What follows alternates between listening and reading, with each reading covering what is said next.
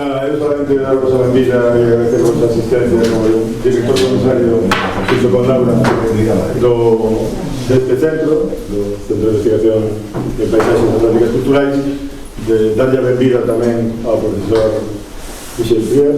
Pasa, por favor. Que va. Isto é como na casa, que ademais, como sei que entende brasileiro, pois así pode apreciar que o galego é moito parecido ao brasileiro, moito máis que o portugués. E nada, nos deixo coa presentación de Javier, que é o comarca organizador desta actividade. Benvido. Muchas gracias, Lorenzo. Es para mí un enorme placer tener la oportunidad de presentar en este centro que tiene como objeto de estudio el paisaje, presentar a uno de los que elaboraron ese convenio de Florencia del Paisaje del año 2000 que ilumina pues todo el trabajo de quienes trabajan en la planificación del paisaje, en el derecho del paisaje. Comentaré algunos aspectos muy brevemente porque queremos escuchar a él sobre su trabajo en relación con el convenio de Florencia, pero tengo que antes situar el recorrido impresionante de este jurista universal que es francés, es uno de los pioneros en Europa del derecho ambiental y ya se puede imaginar el derecho ambiental, el derecho del paisaje, el derecho ambiental está muy interrelacionado y tener aquí pues uno de los, podríamos llamar padres del derecho ambiental europeo que desde hace 50 años trabaja en este campo de estudio, pues es una oportunidad histórica, ¿no? para todos los que trabajamos en el CISPAC. Él se formó en la Universidad de París, en la Sorbona, luego fue profesor en Estrasburgo, donde trabajó con los mejores expertos de Derecho Internacional del Medio Ambiente, y luego acabó su docencia, o sigue su docencia, en la Universidad de Limoges, que es en este momento un centro mundial de referencia para todos los que trabajamos en el derecho ambiental. Es un centro de derecho comparado del medio ambiente que además tiene un estatuto como ONG internacional que participa en los grandes cumbres mundiales del medio ambiente, especialmente desde Río de Janeiro del 92, Río más 10, Río más 20. El profesor Prier, si se puede decir algo, es que es un profesor que le gusta la transversalidad, o sea, es jurista y es jurista, pero le gusta trabajar en campos muy diversos que preocupan al mundo en este planeta en relación con los temas ambientales. Y él es un referente mundial de muchos temas. Lo hemos tenido en realidad, adelanto, para estar aquí, pero también para hablarnos de la gestión del litoral, puesto que nuestro grupo, algunos sabrán que hemos desarrollado el anteproyecto de Ley de Ordenación del Litoral de Galicia, y el profesor Prier ha sido un referente nuestro para trabajar en lo que es la gestión integrada, porque él pertenece al comité de expertos del Convenio de Barcelona sobre el mar Mediterráneo y elaboró uno de los protocolos más importantes del mundo en esta materia. Pero el profesor Michel Prier es un referente mundial, por ejemplo, en la preocupación por los inmigrantes climáticos que tienen. Hoy en día hay un problema ante el calentamiento global, ¿no? Sobre todo en lugares insulares o costeros que sufren los efectos del cambio climático y que van a ser desplazados. Él promueve desde su instituto un convenio internacional para proteger a estos inmigrantes climáticos. Como también es un líder en el mundo jurídico promoviendo en las políticas ambientales el principio de no regresión, o sea, todas las conquistas que ha habido en el derecho ambiental mundial, que no haya por motivos especiales un retroceso en las conquistas de las políticas ambientales. Él está ahora, por ejemplo, promoviendo, después de la pandemia, un tratado internacional sobre las pandemias en su instituto, de la mano de la OMS y de manera preventiva, ¿no? Estar preparados si surge otra pandemia.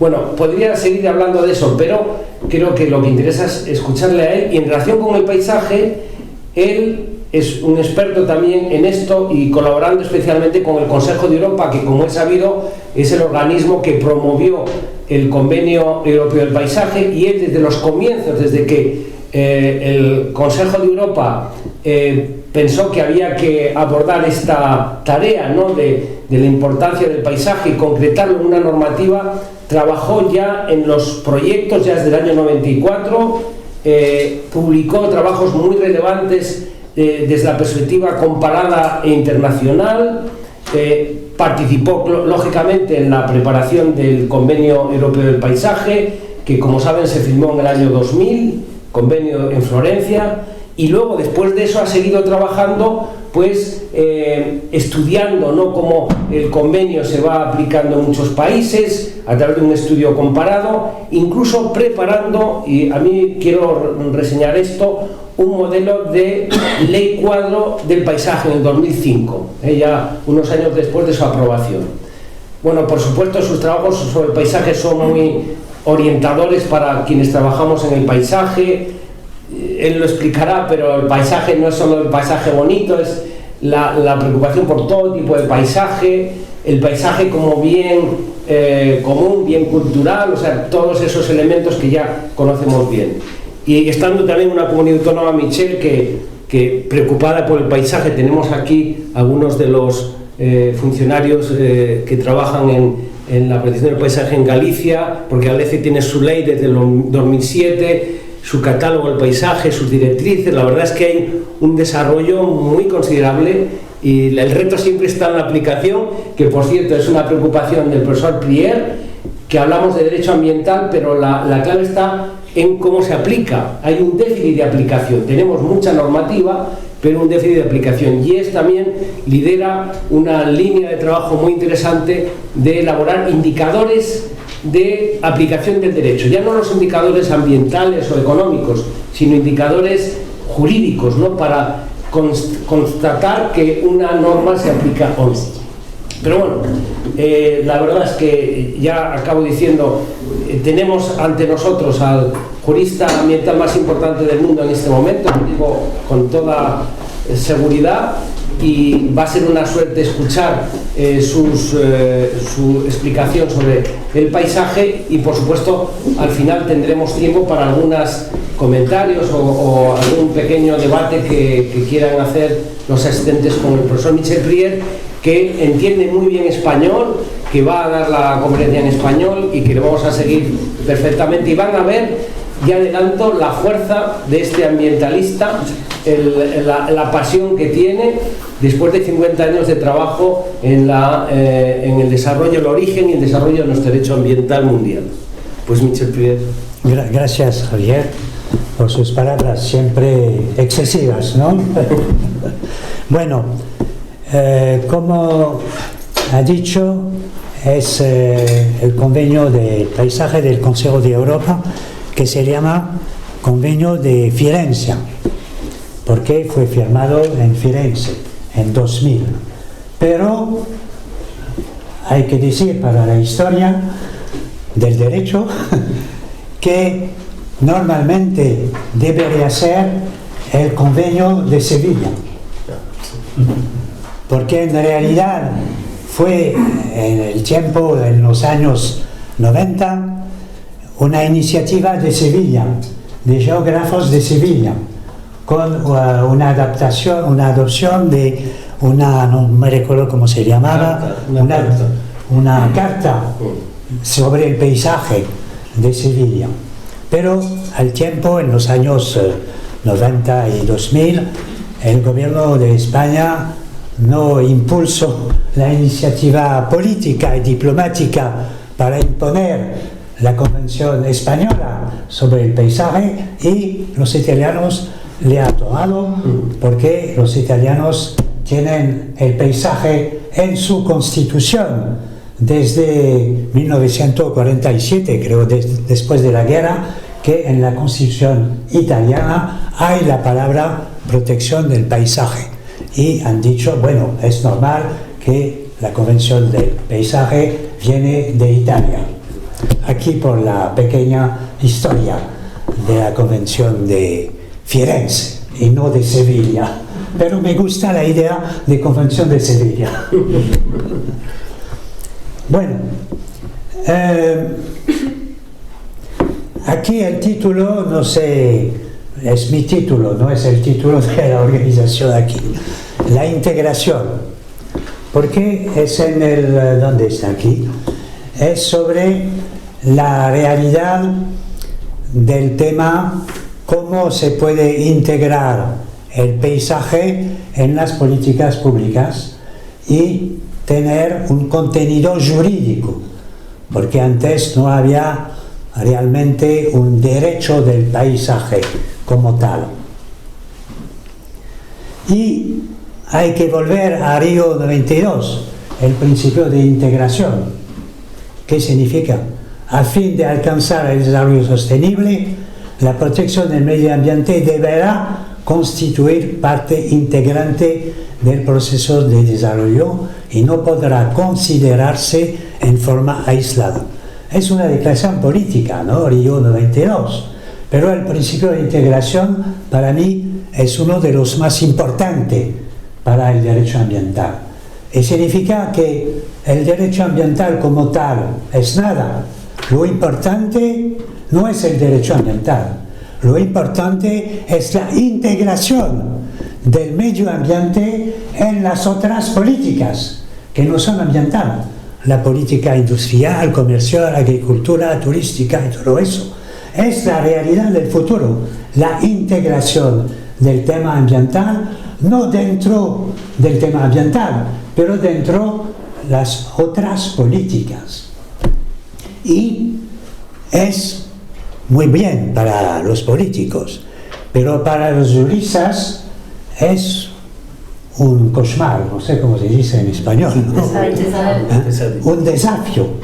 Un desafío total, porque el derecho es vertical, no es horizontal.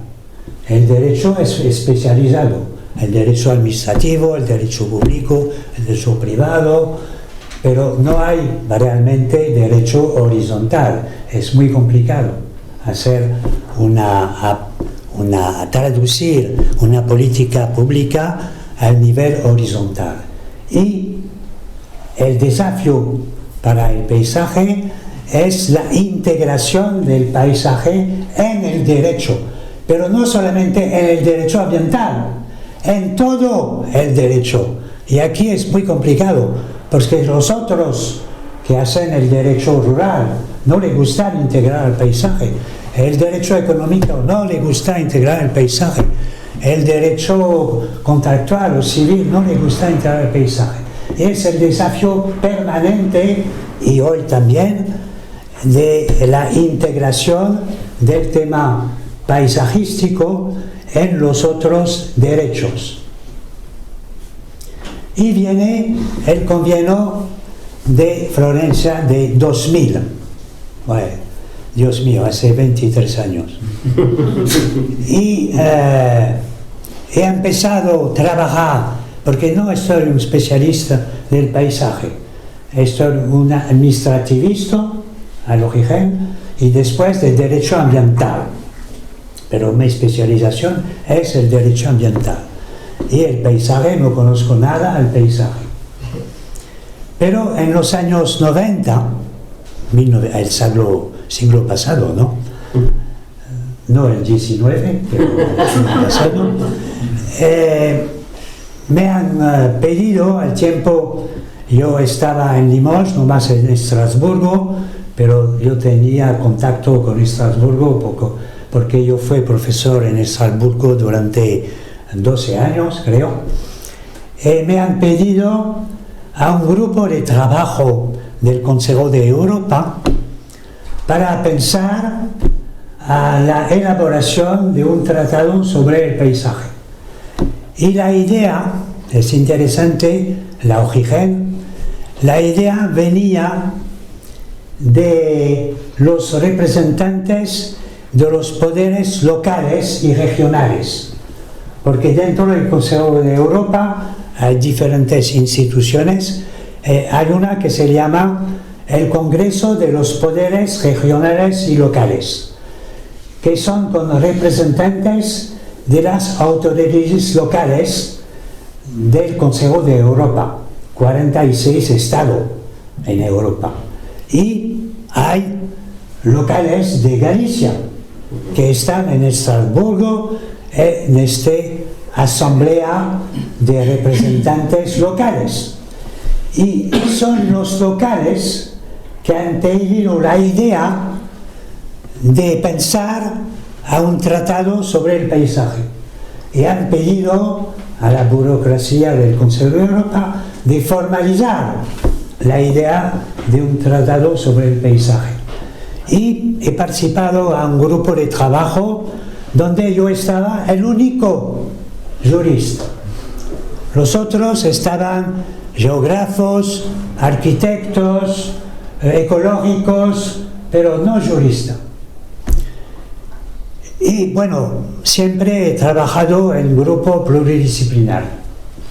Pero aquí estaba muy particular porque yo tenía que aprender el tema del paisaje con especialistas del paisaje, como arquitectos o geógrafos. Ellos estaban especialistas. Y hemos trabajado 10 años para pensar cómo se puede formular el tema del paisaje con principios comunes a todos los estados del Consejo de Europa. Norte, sur, este, oeste, con cultura diferente, con una visión del paisaje nacional de cada uno de los especialistas, encontrar elementos comunes. Y han escrito un documento que está en los archivos de la Convención, un documento científico sobre los principios comunes del paisaje en Europa al tiempo. Y después me han pedido, aquí están los principios científicos, ahora Prior, usted escribe un tratado internacional en vocabulario jurídico. He tenido el trabajo durante 6 meses de transformar los datos científicos del paisaje en un tratado jurídico internacional. Y fue el resultado aquí. Usted conoce la Convención del Paisaje. Yo he escrito en mi casa de campo, ¿no? Cerca de Limoges, ¿no?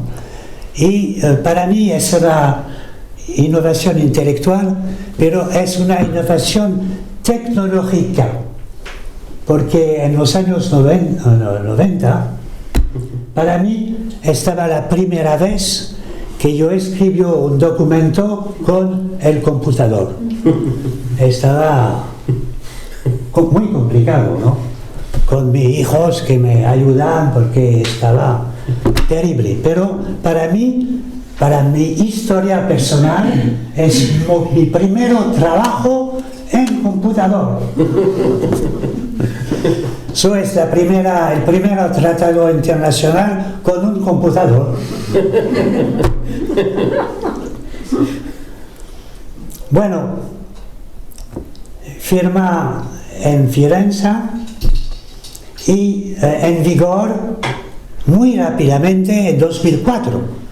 Muy rápidamente porque en el derecho internacional de los tratados se hace muchos años entre la firma y la entrada en vigor, cuando todos los estados han firmado, han ratificado. Es un proceso jurídico muy lento, muy complicado. Pero aquí, en 4 años, en vigor. 40 ratificaciones y España ha ratificado en 2007. Y este tratado ya tiene una historia. Porque al principio, ¿cómo se llamaba? Se llamaba Convenio Europeo del paisaje, pero ahora no se llama Convenio Europeo del Paisaje, porque no es más un convenio europeo, es un convenio universal.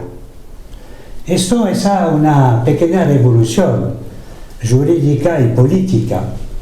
En 2016 fue lo que se llama una enmienda, una modificación del Tratado de Firenze, una enmienda en 2016 para modificar el título y modificar algunas partes del contenido, para suprimir toda referencia a Europa.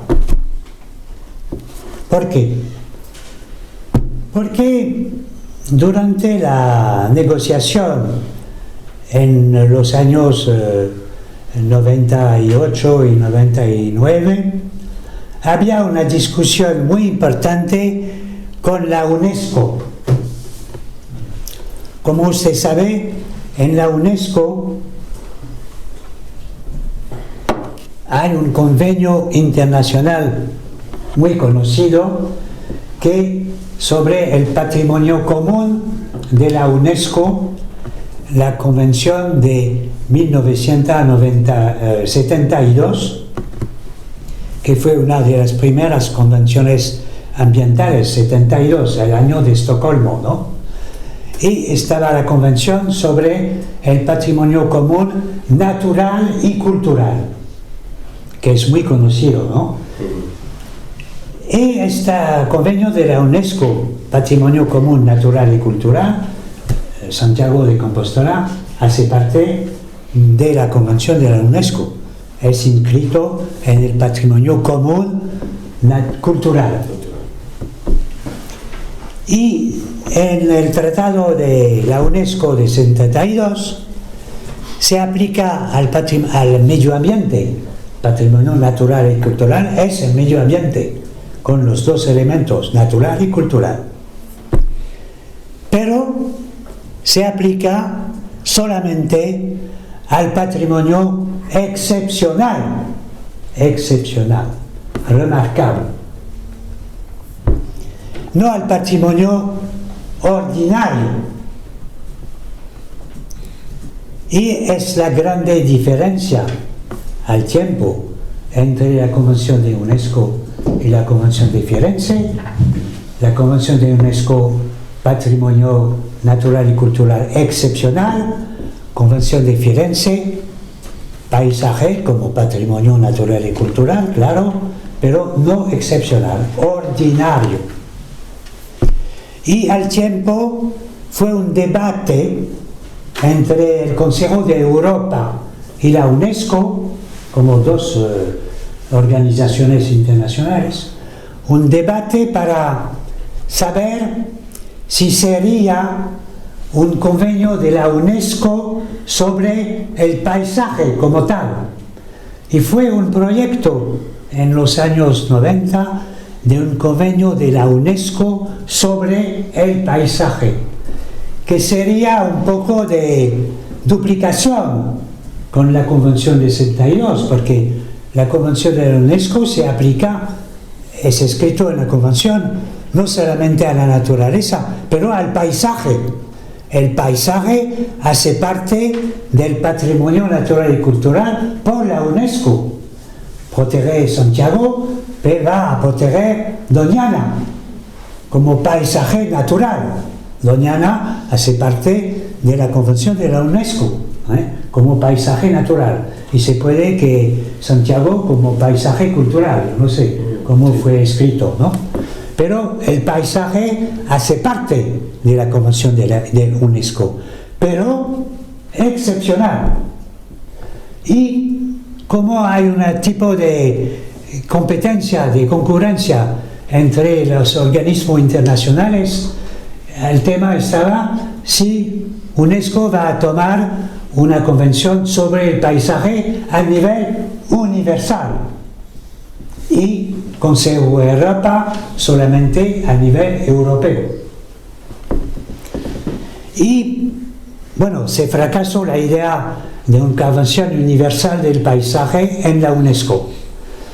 Y me recuerdo reuniones muy fuertes en la UNESCO en París al tiempo para combatir y discutir con los expertos de la Convención del Patrimonio para decir, no, usted no es necesario hacer una Convención Universal sobre el Paisaje, usted tiene la Convención de la UNESCO excepcional y vamos a ver con el Consejo de Europa para el futuro. Y el futuro viene ahora, en 2016.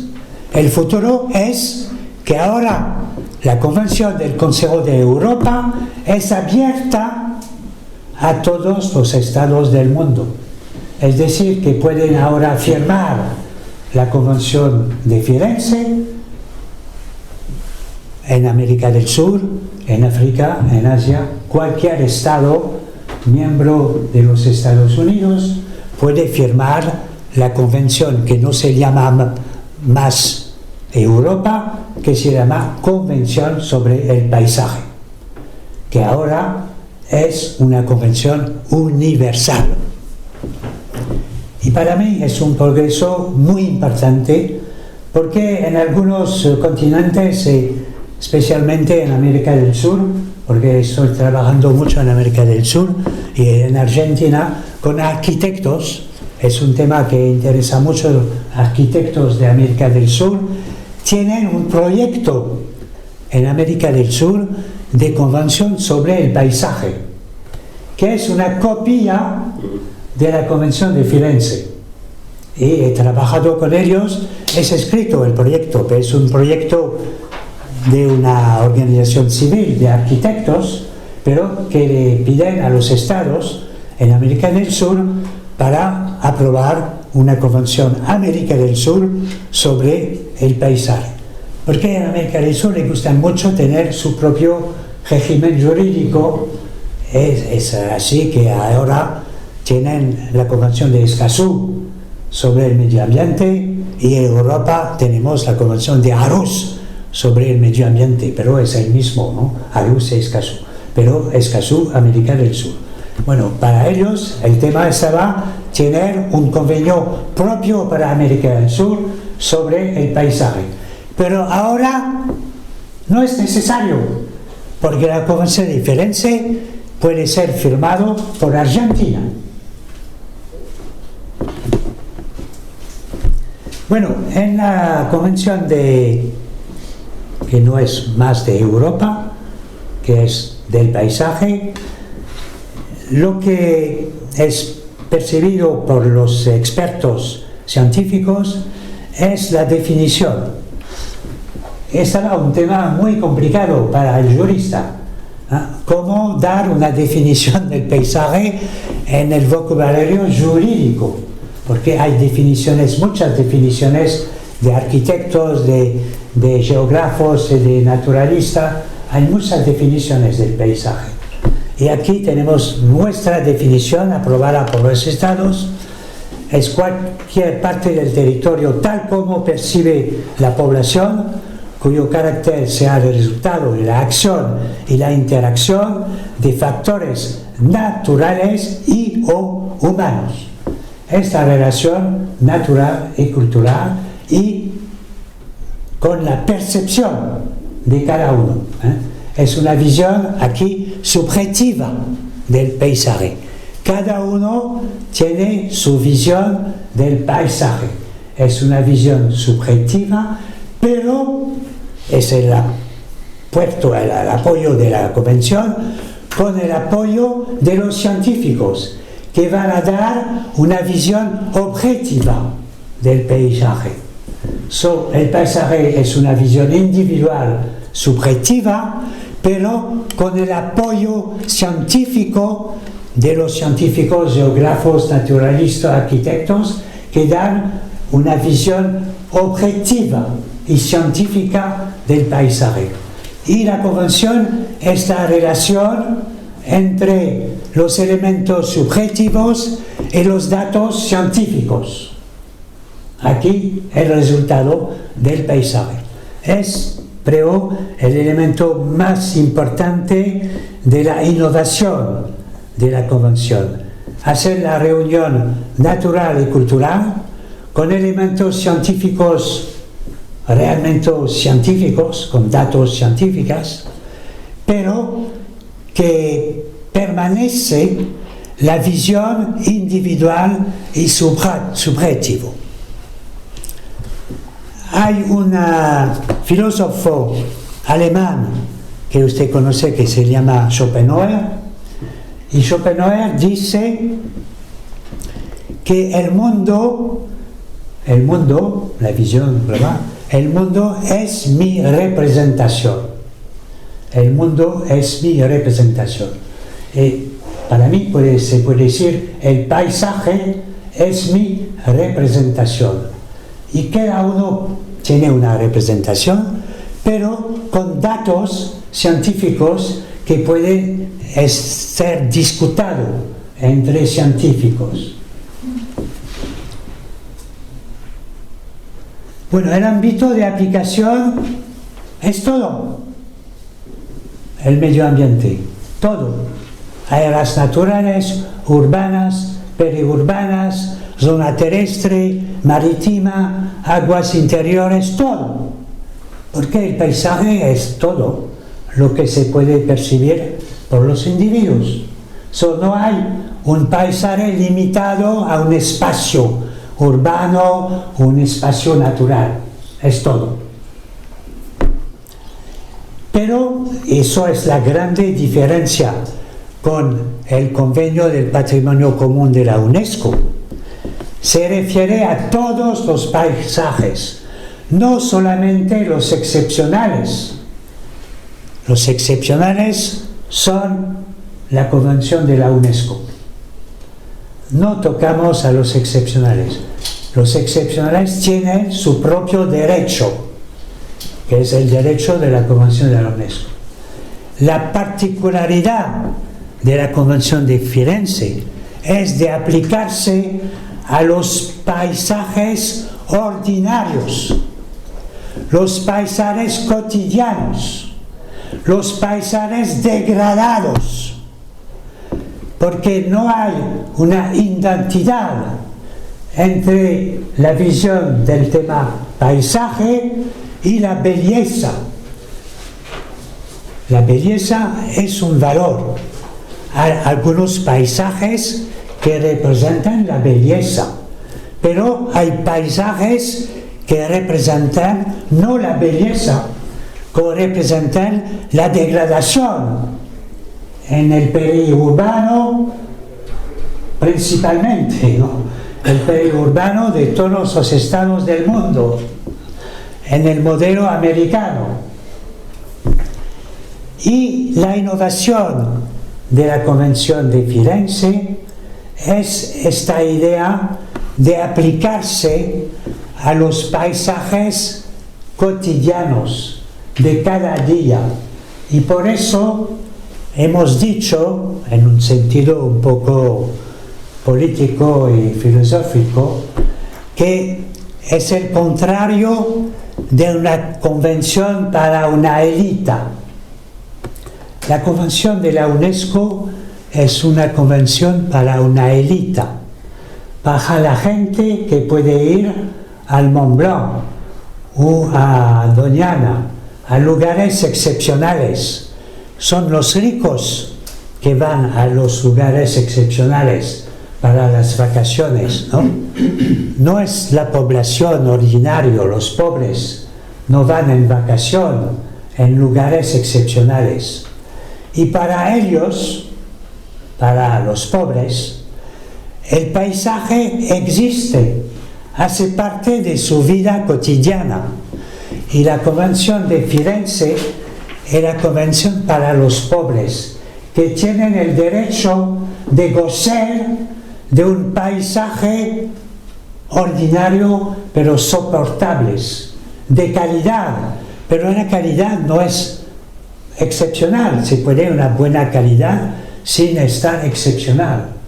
Y el paisaje ordinario es un derecho humano que cada uno debe gozar de un paisaje ordinario, suficiente, bueno, no degradado, y hacer la relación entre el derecho a gozar del paisaje como un derecho humano el derecho a un ambiente sano, y que aquí hace parte la Convención de Firenze dentro del tema del derecho humano a un ambiente sano, pero en el sector cotidiano de la vida cotidiana.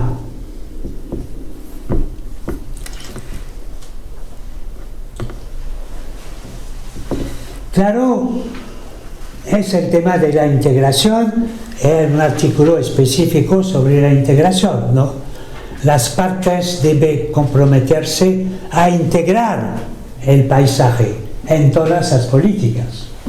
Y aquí es el derecho de cada política y cada Estado, porque la Convención de Firenze es una convención cuadro, general, pero después cada Estado tiene que implementarlo en su derecho nacional y a integrar en el derecho del urbanismo, a integrar en el derecho rural, en el derecho industrial, en el derecho del turismo, ¿no? Cada derecho específico debe integrar los principios de la Convención de Firenze.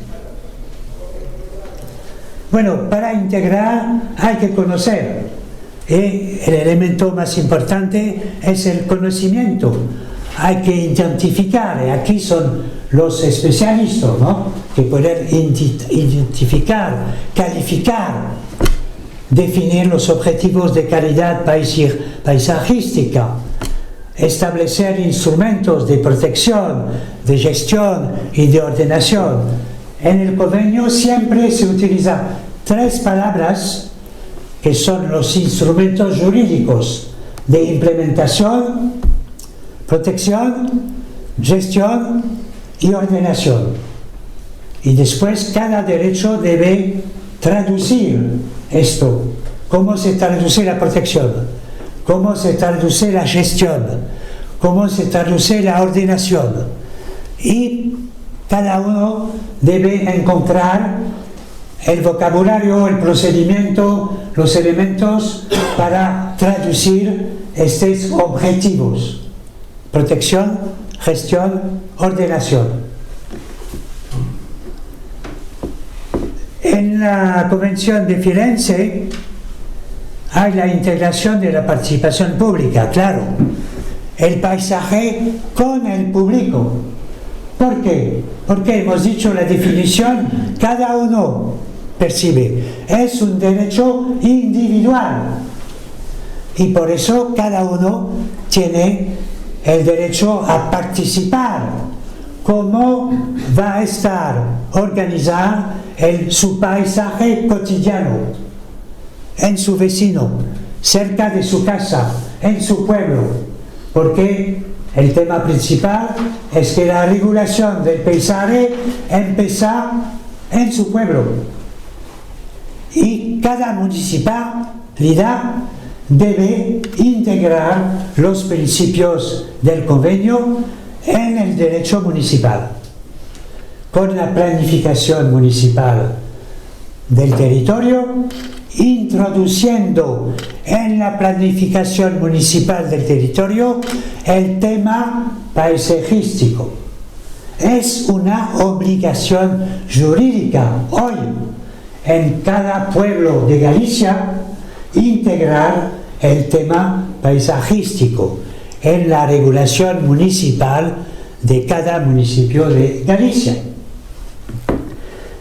Para la participación de los ciudadanos con los temas de ARUS, información, educación, participación. Eso a nivel nacional. Y a nivel internacional, claro, en relación con las otras políticas internacionales, articulación con las políticas y programas internacionales, obligación de cooperar entre los estados partes, ahora no solamente del Consejo de Europa, pero hasta ahora esperamos candidatura fuera de Europa. Hasta ahora no hay, pero esperamos Argentina o estados de América del Sur que van a ser parte de la Convención de Firenze. Dentro de la Unión Europea, lamentablemente, hay 3 estados de la Unión Europea que no han firmado la Convención de Firenze. Alemania, Austria y Malta no han firmado. Bueno, es su soberanía, pero esperamos que la Unión Europea, como organización jurídica, va a firmar, porque antes, en el tratado inicial, no había una disposición que permitía a la Unión Europea de firmar. La Unión no ha firmado. Pero ahora, con la modificación de 2016, hemos introducido un artículo en la Convención que permite a la Unión Europea, como tal, de firmar. Y vamos a hacer presión, y usted puede ayudarnos a hacer presión sobre la Unión Europea para que la Unión firme. Porque en el derecho ambiental de la Unión Europea hay el paisaje, ¿no? En Natura 2000 hay el paisaje, en Natura 2000, en el tratado hay el paisaje, hace parte del derecho de la Unión Europea, el paisaje. Y sería normal que la Unión Europea firmara, como la Unión Europea ha firmado la Convención de Barcelona sobre el mar Mediterráneo, que se aplica a estados que no están en la Unión Europea, ¿no? En el Medio Oriente, Algeria, en Norte de África. Pero aquí la Unión Europea puede firmar sin problema, porque el derecho de la Convención de Firenze ya está en el derecho de la Unión Europea.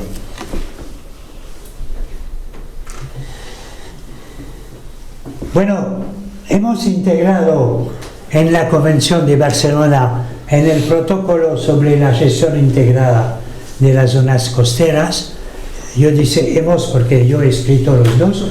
Yo he escrito la Convención de Barcelona y yo he escrito el protocolo de Madrid, porque fue firmado en Madrid el protocolo sobre las zonas costeras, protocolo de Madrid.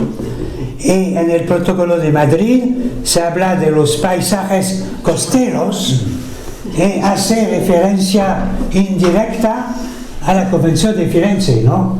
Entre la Convención de Firenze y el protocolo de Madrid hay una interrelación internacional. Paisajes transfronterizos, hay un artículo específico sobre el tema del paisaje transfronterizo que hace parte de la política de la Unión Europea, ¿no? Hay el premio del paisaje, que es una incitación, ¿no? Para dar a las colectividades locales, es para los municipios, un premio del paisaje, ¿no? Para mostrar ejemplos de una buena práctica, Presumo que hay ciudad de España y de Galicia, ¿no? Que tiene el premio del paisaje, yo no sé, hay que ver si una ciudad de Galicia que tiene el premio del paisaje.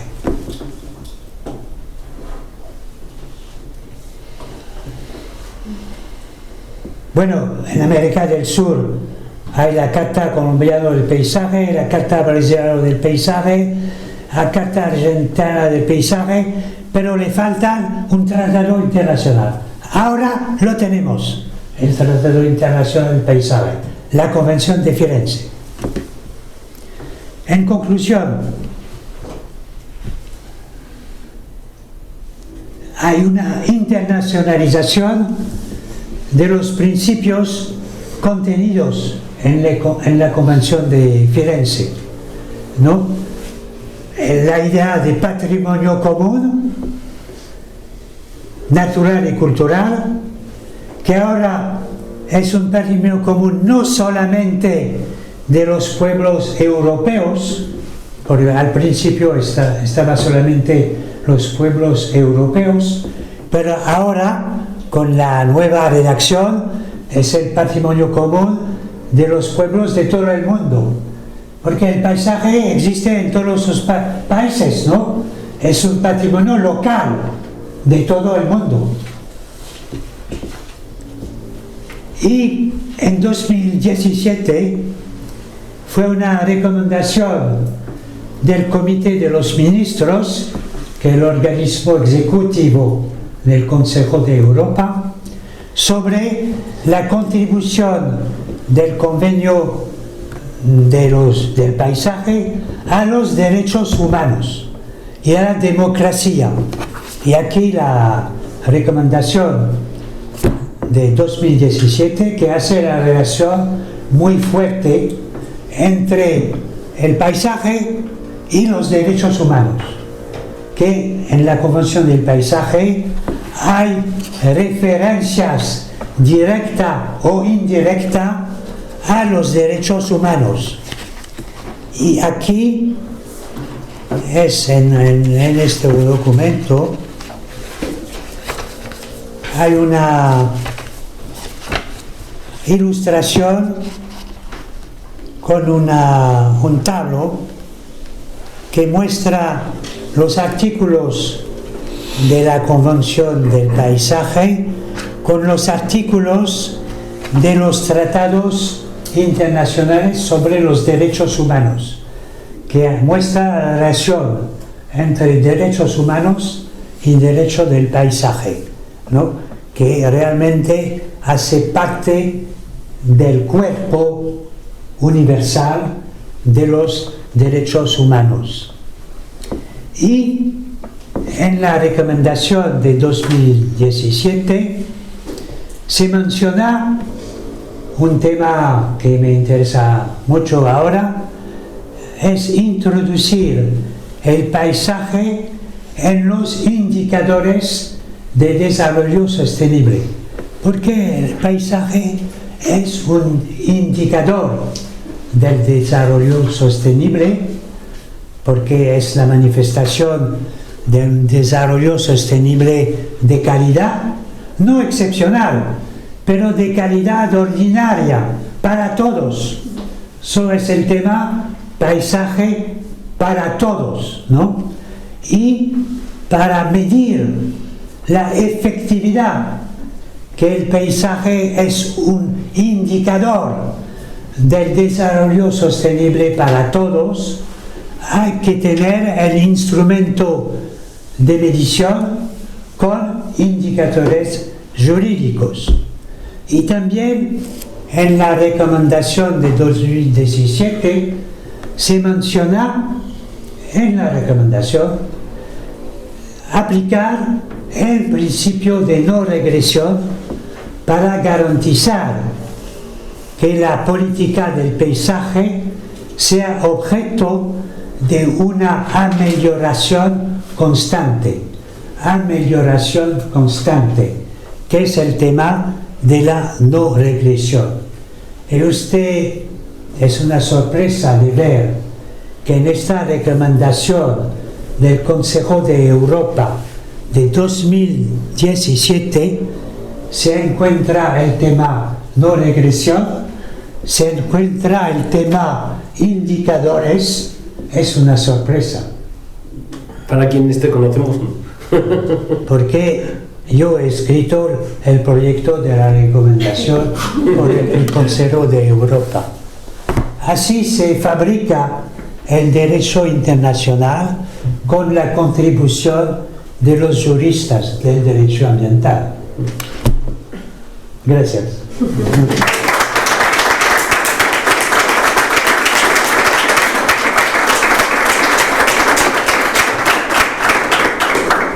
Bueno, muchísimas gracias. hemos asistido a la explicación del origen, ¿no?, del Convenio Mundial del Paisaje, y yo creo que es la oportunidad para quienes habéis venido aquí, pues poder comentar o preguntar, o quien quisiera intervenir para... Bueno, está la profesora Alba Nogueira, una de nuestras grandes expertas en Derecho Ambiental. Alba Nogueira. Buenas tardes, profesor Prier. Yo le quería preguntar, como jurista, y seguramente para los parte del público que no son juristas, cosas que me generan dudas, ¿no? Y esto lo voy a poner, digamos, voy a usar un ejemplo de una ley francesa relativamente reciente, de 2021, que es esa ley que pretende proteger el patrimonio sensorial de la campiña francesa, ¿no? Los olores y los ruidos tradicionales del campo, que en cierto modo está relacionado con esta cuestión del paisaje, ¿no? De entender que el paisaje es la percepción, lo que decía usted, la percepción individual. Y claro, para los juristas lo que nos cuesta ver es cómo se puede proteger desde el derecho algo que es... intangible. Sí, o que es una percepción subjetiva, es decir, que el gallo que canta por la mañana y nos despierta en el campo, o el ruido del campanario que suena a las 5 de la madrugada, y que al final forma parte de ese paisaje, digamos, ¿cómo hace el derecho para proteger eso? Y en el caso de esta ley, la idea es para que no sea atacado como una contaminación, ¿no? Sí, pero es muy fácil, ¿no? Es que, como siempre, el derecho viene al fin del proceso social. El derecho no viene al principio, el derecho viene al fin del proceso social.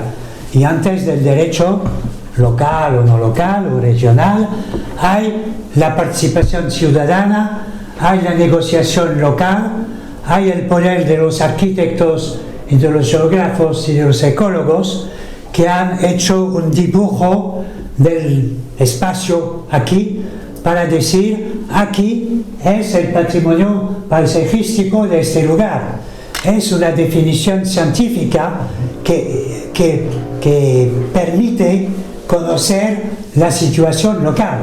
Y después, con esta data científica, cada uno va a discutir, los ciudadanos, para escoger la mejor política para proteger el paisaje como un bien común que es resultado de un trabajo no subjetivo, de un trabajo científico anterior. Y el derecho viene para finalizar el resultado de un estudio científico anterior, colectiva, discutada con participación sociedad civil. El proceso, bueno, es fácil de decirlo en 30 segundos, el proceso es fácil. Hay que empezar al principio. El principio es que la municipalidad no debe decir, para mí el paisaje es esto. No le sabe. El alcalde no sabe qué es el paisaje. Tiene su propia visión subjetiva. Pero no es interesante la visión subjetiva del alcalde. Es interesante la visión subjetiva de la colectividad. Y para eso hay que construir esta visión colectiva. Sí, lo que se hace en Galicia con los catálogos, en Galicia se ha hecho ese proceso, catálogos, directrices, efectivamente. Pero aquí los científicos deben ser al principio científicos para trabajar como científicos, pero después los científicos deben ser no científicos, deben traducir su ciencia a la gente, explicar con vocabulario ordinario para que cada uno pueda entender, porque los geógrafos tienen su vocabulario, los arquitectos tienen su vocabulario. Cada uno debe bajar al nivel de la sociedad civil, modificar su vocabulario para explicar su ciencia. Es un tema de, ¿cómo se dice?, de vulgarización. Pero la vulgarización no que viene de los periodistas, ¿no? Una vulgarización que viene de los científicos. Se podría llamar ciencia ciudadana, que ahora está no tan de moda, ¿no? Que la gente también tiene un conocimiento que es complementario al científico. Sí, sí. Que vienen a apoyar y a dar su propia visión. Los científicos, con los sociólogos, ¿no? Deben aportar su propio conocimiento del lugar, porque los que conocen el paisaje del lugar son los que viven en el lugar, que tienen una visión propia del paisaje. Y hay que empezar para cuestionar los locales, pero no es suficiente. Hay que cuestionar los extranjeros que vienen, que tienen una visión diferente. De mi visión de aquí no es la misma visión que su visión, que están de aquí. Hay que coordinar las dos para construir científicamente elementos complementarios, equilibrados, y después transformarlo en un plano urbanístico que es el derecho.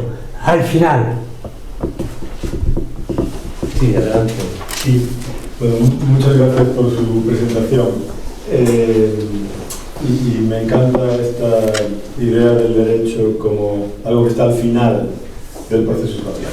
Luego es que yo creo que desde el siglo XIX y durante todo el siglo XX en España se estuvo intentando asumir un concepto que en Francia está muy claro, que es el de la soberanía popular. Y eso todavía no acabamos de integrarlo convenientemente. En fin, retomando lo que hablamos en la comida. La pregunta es muy simple y muy concreta, si me la puede responder. ¿Por qué Alemania y Austria no han firmado el convenio? ¿Cuáles son las razones, aparte de Malta, ¿no? Debe haber razones de otro tipo. Bueno. Si me lo puede. Y otra pregunta más. Utilizamos habitualmente el término y el concepto de cambio climático y a veces lo trenzamos con el de calentamiento global. Y me gustaría saber cuál, si tiene opinión al respecto, tiene, digamos, una respuesta, cuál de los dos prefiere, porque representan cosas relativamente parecidas pero relativamente distintas. No he entendido la última. El calentamiento global o cambio climático. Hay un poco de discusión de la crisis si es mejor hablar de un calentamiento global o un cambio climático. Bueno, no es una pregunta sobre el paisaje. No. Esta segunda no, la primera sí. Porque yo estaba pensando en la relación con el paisaje. Bueno, Alemania y Austria, durante la negociación en Firenze, no, la negociación no estaba en Firenze, la negociación estaba antes, en diferentes lugares de negociación, pero estaba un tema jurídico y jurídico-político en relación con la división de las competencias en el derecho alemán entre el Estado y los Länder, que el paisaje es una competencia de los Länder, y por eso el gobierno decía no puedo decidir sobre el paisaje porque es una competencia de los Länder. Bueno, es realmente un argumento jurídico no sostenible, pero estaba el argumento. Y Austria lo mismo, porque esa copia conforma, ¿no?, entre Alemania y Austria. Pero ahora, hoy, no sé la posición hoy de Alemania, y bueno, si la Unión Europea va a firmar la Convención de Firenze, vamos a ver si Alemania va a aceptar o no en la Unión Europea, porque creo que ahora es diferente de hace 30 años, ¿no? La visión del... Porque estaba un poco particular, yo no sabía realmente en España por la división de competencia. ¿Paisaje es nacional o regional? Es más de competencia autonómica regional. Sí, pero no fue un obstáculo por el Estado para firmar. Ahora, en muchos estados de federalismo, ¿no?, es así, ¿no? En Bélgica En Bélgica es un sistema federal particular, ¿no? Lingüística y regional, pero también la competencia paisaje es local, pero han firmado como Bélgica, ¿no? Eso es un poco tontería. Bueno, Lo de calentamiento o cambio,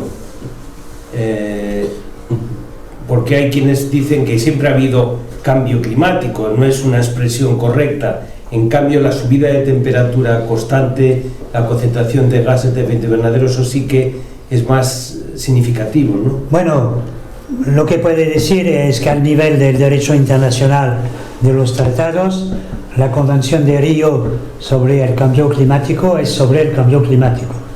Se llama cambio climático. El Acuerdo de París se llama también el cambio climático. Eso para el derecho de los tratados es el cambio climático. No creo que es realmente muy importante. Creo que el más importante es el gap, el déficit sobre los desplazados ambientales como víctimas del recalentamiento o del cambio climático, lo que sea. El resultado es el atentado a los derechos humanos de las víctimas del evento. Las víctimas del evento no se preocupan si es el cambio climático o el calentamiento. Son víctimas por sus derechos humanos, por el derecho a la vida. Es su preocupación. Y lo que me interesa es el derecho de las víctimas. Michel, tenemos aquí a uno de los mejores expertos en derecho del paisaje de nuestro país, que es el profesor Roberto Bustillo, de la Universidad de Vigo. No sé, Roberto, si quieres comentar alguna cosa. Cuando dijiste lo de mayor experto iba a mirar para atrás. Yo llegué al paisaje relativamente hace poco tiempo y es un sector que me interesa especialmente porque es donde se puede ver muy bien cómo el derecho al final es una herramienta que lo que hace es elegir entre intereses que muchas veces son legítimos pero contrapuestos, hay que elegir uno u otro. El ejemplo que ponía antes Alba es perfecto, ¿no? El sonido es paisaje. En los pueblos el canto del gallo es paisaje. Entonces, desde la perspectiva de la conservación de lo que es tradicional y propio de cada pueblo, hay que conservar el canto del gallo.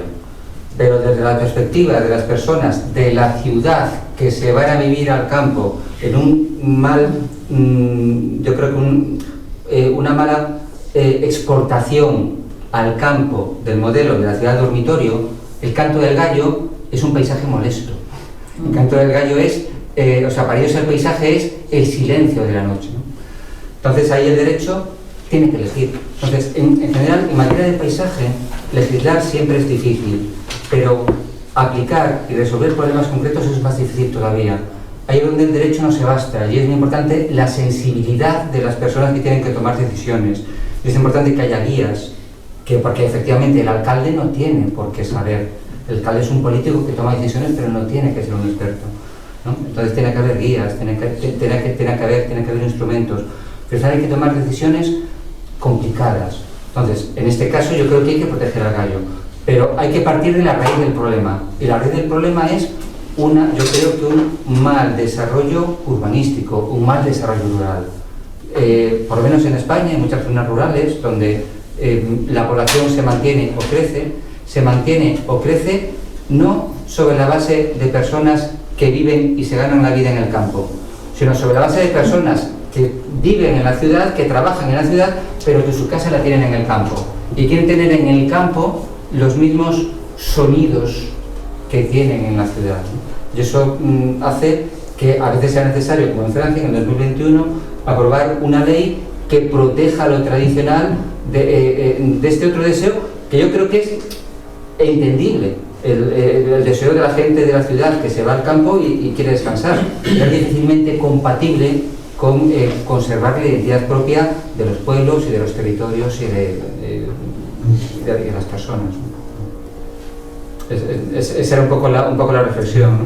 En resumidas cuentas, el paisaje, a la hora de tomar decisiones concretas, como constantemente estar decidiendo, no siempre entre buenos y malos, siempre pensamos, bueno, proteger el paisaje, malo, una industria que contamina, no. A veces hay que decidir entre dos intereses perfectamente legítimos y perfectamente buenos, pero uno debe prevalecer. Pero creo que hay un elemento importante que viene del contenido del convenio, es la idea que los paisajes tienen un valor sin estar excepcional. Eso es el progreso.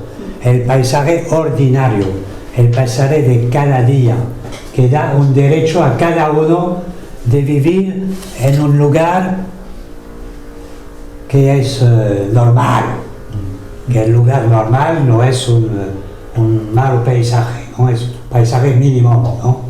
Que creo que es la idea, y después cada lugar puede dar la definición que es el mínimo del paisaje, y no sé, que puede destruir toda visión local, porque cada uno tiene un derecho a un espacio supertable, ¿no? Que es. Y lo que me gusta mucho en la idea de simbolismo del paisaje, y que va a la visión científica del paisaje, es una formulación que existe en muchos documentos, que el paisaje es un libro abierto. En un libro hay muchas cosas, cada uno puede encontrar en el libro diferentes. Es un libro abierto del espacio, ¿eh? Se puede ver el paisaje como un libro abierto del espacio, que tiene su historia, su cultural, su actividad, su elemento histórico, científico. Es un libro total, que en el paisaje hay toda la historia, la cultura, hay todo. Michel, hay que ir acabando ya porque tenemos luego otro compromiso, pero no me resisto a decir que Galicia, siendo una región con un patrimonio paisajístico excepcional, ¿no? Todo lo ordinario, que tiene un gran atractivo para el público en la costa y en el interior. Sin embargo, en las políticas hemos sido capaces de incluso hacer una definición del feísmo. L'odeur sería en francés, ¿no? Quizá puede parecer un poco llamativo, ¿no?, de lo negativo, pero ¿te parece buena posición de partida para luchar para esa progresividad, ¿no?, que tú siempre defiendes en el... Sí, perfecto. Bueno, entonces...